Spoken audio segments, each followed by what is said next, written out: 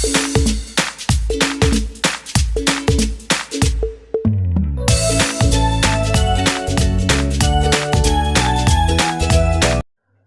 friends, welcome to Success by AD Sir YouTube channel. Friends, today I discuss about English pedagogy.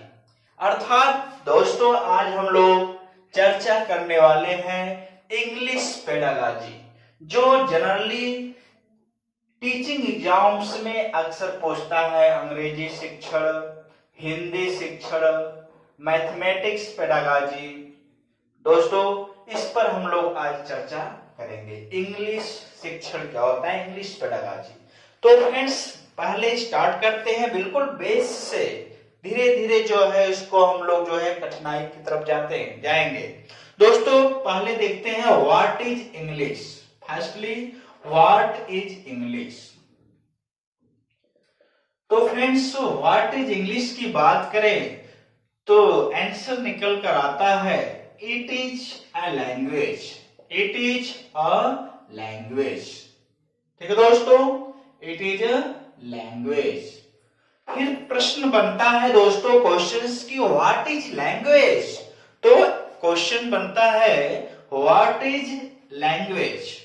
What is language.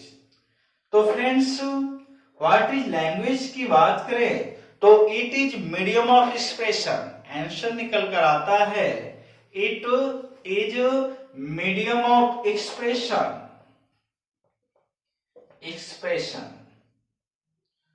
ठीक है दोस्तों, it is medium of expression.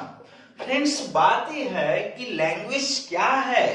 तो प्रश्न बनता है कि लैंग्वेज क्या है।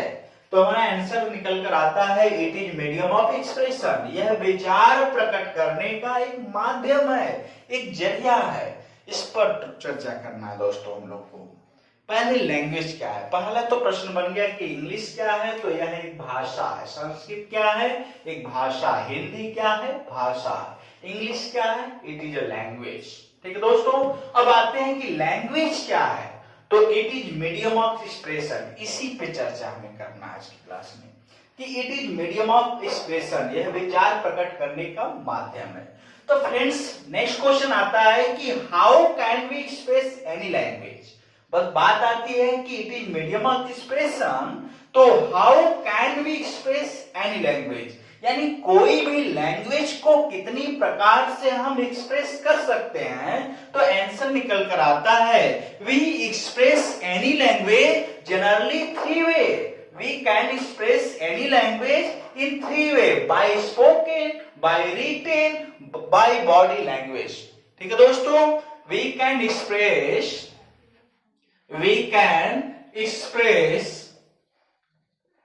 Any language generally three way. ठीक है friends, generally three way. By spoken, by written,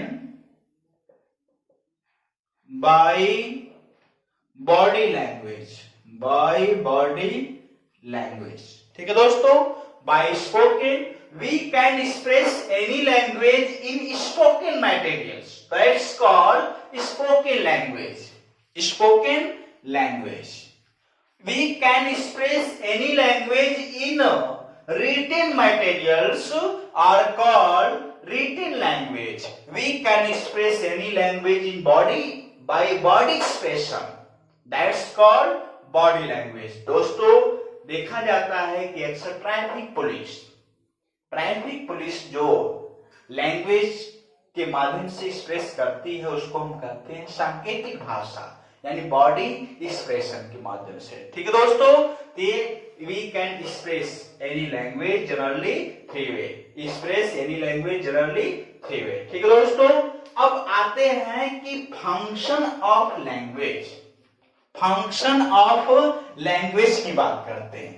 तो फंक्शन ऑफ लैंग्वेज दोस्तों क्या होता है। फंक्शन ऑफ लैंग्वेज, तो दोस्तों फंक्शन ऑफ लैंग्वेज की बात करें तो we can pass information to others only through a language. We can pass information. We can pass on information to others only through a language. Only through a language.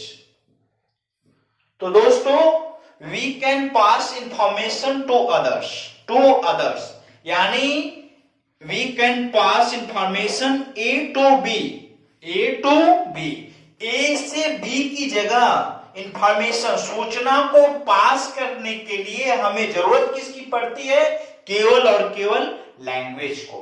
तो ये है important जो है function of language, यानी हमें information को पास करने के लिए भी लैंग्वेज की जरूरत पड़ती है। इसी को हम अगर एक लाइन में कहें तो इसको हम कहते हैं इंफॉर्मेटिव फंक्शन। इंफॉर्मेटिव फंक्शन, ठीक है दोस्तों, इसको हम कहते हैं इंफॉर्मेटिव फंक्शन ऑफ लैंग्वेज का इंफॉर्मेटिव फंक्शन। ऑप्शन में दोस्त यही दिया होगा, ये नहीं दिया होगा। ऑप्शन में फंक्शन ऑफ लैंग्वेज की बात करें तो यही होगा, function of language is the informative function. ठीक है दोस्तों, इंफॉर्मेटिव फंक्शन क्या होता है कि we can pass information to others only through a language. A से बी तक या एक व्यक्ति से दूसरे व्यक्ति तक सूचनाओं को प्रदान करने के लिए हमें लैंग्वेज का माध्यम की जरूरत पड़ती है, क्योंकि हम लोग पीछे देख चुके हैं कि language is the medium of expression, विचार को प्रकट करने का एक माध्यम है, एक जरिया है। तो इसी तरह एक सूचना को दूसरे तक पहुंचाने के लिए हमें जरूरत किसकी पड़ती है? लैंग्वेज की। इसी को कहते हैं इंफॉर्मेटिव फंक्शन। ठीक है दोस्तों, अब दूसरा देखते हैं कि जो है sharing of ideas. Second function की बात करें तो sharing of ideas, sharing of ideas is in a society, sharing of ideas in a society, sharing of ideas in a society or called communication, is called communication,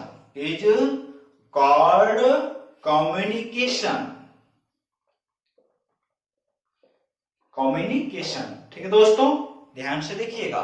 sharing of ideas in a society, किसी society में ideas को, विचार को share करना क्या कहलाता है? Communication कहलाता है।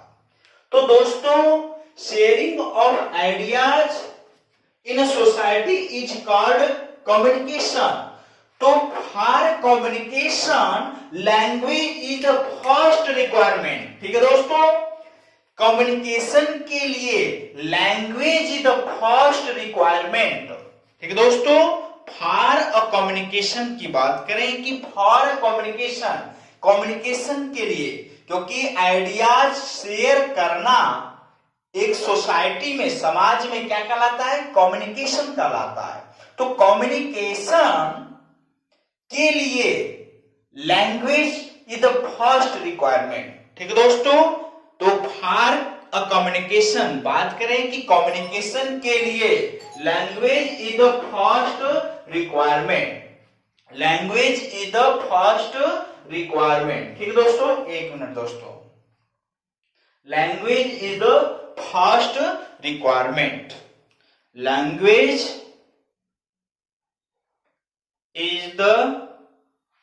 लैंग्वेज इज द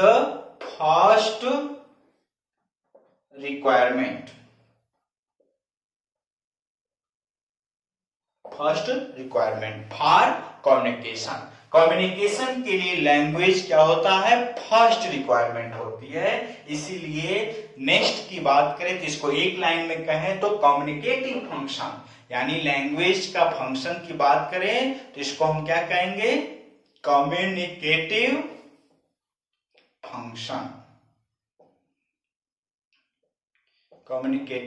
फंक्शन, क्योंकि sharing of ideas in a society is called communication. Society में आइडिया शेयर करना कम्युनिकेशन कहलाता है, और कम्युनिकेशन के लिए लैंग्वेज की फर्स्ट रिक्वायरमेंट होती है, इसीलिए language is the communicative function. Language क्या है? कम्युनिकेटिव फंक्शन भी है। ठीक है दोस्तों, नेक्स्ट की बात करें, मिटा दे दोस्तों, इसको आप लोग नोट कर लीजिए। ठीक दोस्तों, नेक्स्ट की बात करें तो जो है डायरेक्टिव फंक्शन की बात करते हैं दोस्तों। अब बात करते हैं कि language is the means of giving direction to other. Language is means of giving direction to others. Language is the means of giving direction to others. That's called directive function. Language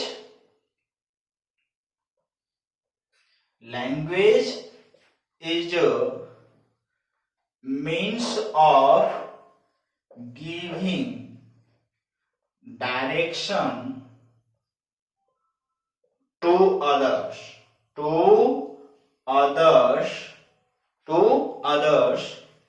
ठीक है दोस्तों, language is means of giving direction to others.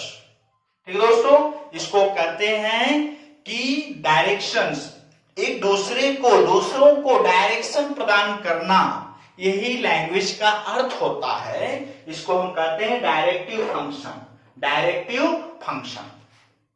ठीक है दोस्तों, तो function of language का next function की बात करें तो डायरेक्टिव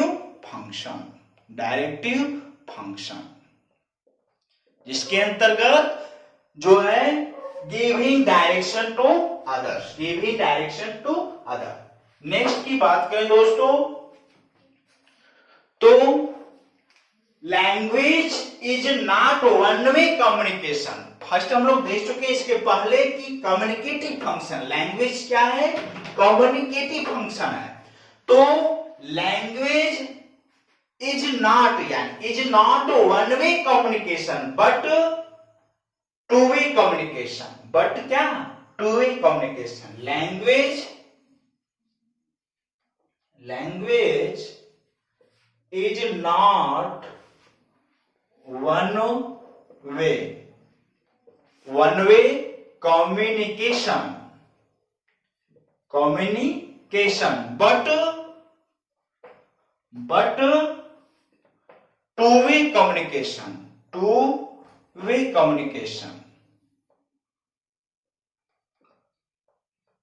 two-way communication। ठीक है friends, language is not one way communication but two way communication are called interactive function. इसको क्या कहेंगे? Interactive function. One way communication नहीं बल्कि टू वे कम्युनिकेशन। तो ये इंटरैक्टिव फंक्शन भी है, इंटरेक्शन। ठीक है दोस्तों, तो इसको हम कहेंगे इंटरैक्टिव फंक्शन।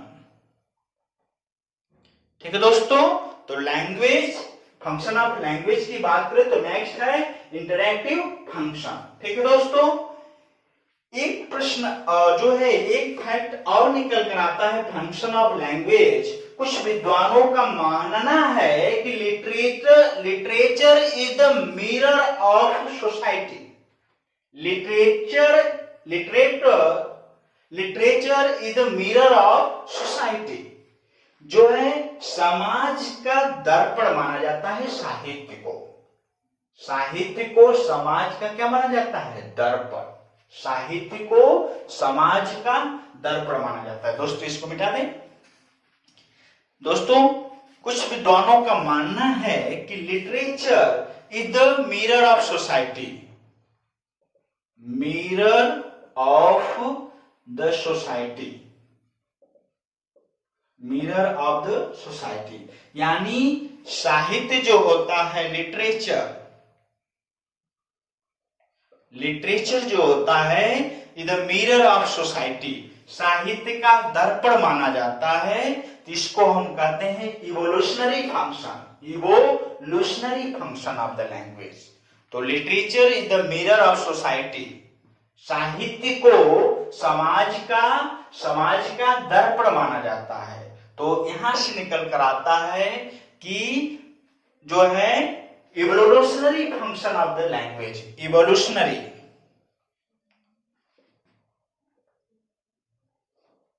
फंक्शन। ठीक है दोस्तों, literature is the mirror of society. ठीक है दोस्तों, ये था फंक्शन ऑफ लैंग्वेज। बट अब आगे देखते हैं कि 4 बेसिक स्टेप्स होते हैं, लैंग्वेज स्किल्स होते हैं। 4 बेसिक लैंग्वेज स्किल्स होते हैं जिसको हम कहते हैं LSRW, listening, speaking, reading, writing. ठीक है दोस्तों, 4 बेसिक स्किल्स होते हैं, 4 basic skills of language, 4 basic skills of language. इसको हम कहते हैं LSRW। ठीक है दोस्तों, LSRW। लैंग्वेज के 4 बेसिक स्किल्स होते हैं। ठीक है, LSRW, इसको एक लाइन में कहा जाए तो LSRW। L फॉर होता है listening, listening, speaking, reading, writing. ठीक है दोस्तों, listening, speaking, reading, writing. Firstly persons listening, फिर देन स्पीकिंग, फिर रीडिंग, फिर अंत में क्या, राइटिंग। यही एक स्टेप्स है दोस्तों।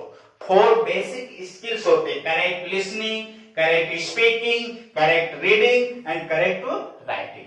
ठीक है दोस्तों, ये 4 बेसिक स्किल्स ऑफ लैंग्वेज। ठीक है, LSRW, इसको हिंदी में कहते हैं शुभोपली। अब लास्ट पॉइंट दोस्तों आज हम लोग देखेंगे, इंग्लिश की बात कर रहे थे तो इंपॉर्टेंस ऑफ इंग्लिश, इंग्लिश के महत्व की बात करते हैं हम लोग। इंग्लिश क्यों पढ़ते हैं, इंपॉर्टेंस ऑफ इंग्लिश की बात करते हैं। Importance of language, sorry English, importance of English. Importance of English की बात करते हैं तो it is international language, it is international language, it is international language. English क्या है, it is international language. Next की बात करते हैं तो it is link language, it is link language. English is the link language. It is librarian language, it is librarian language, it is librarian language. It is scientific language, it is scientific language, it is scientific language. It gets social respect in society. It gets, English जो है अगर फर्राटेदार English बोलिए तो आपको समाज में क्या मिलता है, रिस्पेक्ट मिलता है, सोशल रिस्पेक्ट मिलता है। तो it gets social respect in society. Next importance की बात करें दोस्तों तो it gets social respect in a society, it gets social respect in a society. It gets opportunity for higher education. ठीक है दोस्तों, नेक्स्ट फंक्शन, नेक्स्ट इंपॉर्टेंस की बात करें, it gets opportunity, opportunity for higher education, higher education. It gets opportunity for higher education. उच्च शिक्षा को प्राप्त करने के लिए इंग्लिश क्या करती है? अपॉर्चुनिटी प्रोवाइड करती